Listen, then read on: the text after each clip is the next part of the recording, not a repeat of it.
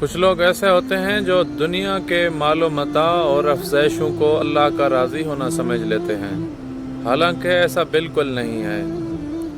اللہ اگر راضی ہوتا ہے تو اپنے بندے کو توفیق سجدہ عطا کرتا ہے، چاہے وہ مالدار ہو، چاہے وہ غریب اور فقیر ہی کیوں نہ ہو۔ یہ بات ذہن میں رکھیں کہ توفیقات اللہ کی جانب سے ہوتی ہیں، تو اس لیے ہمیشہ توفیق مانگیں کہ اللہ اپنے حضور جھکنے کی توفیق نصیب کرے۔ اس سے بڑا بدبخت کوئی نہیں جو اللہ کے حضور جھکنا نہیں جانتا۔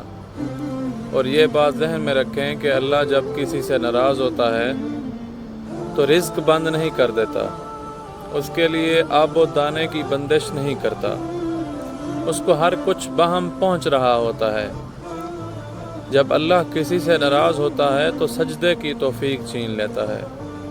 بندہ سمجھتا ہے میں نماز نہیں پڑھتا، تم تو بھاگتے ہوئے جاؤ، وہ بلاتا ہی نہیں، وہ اپنے حضور کھڑا ہونا پسند ہی نہیں فرماتا۔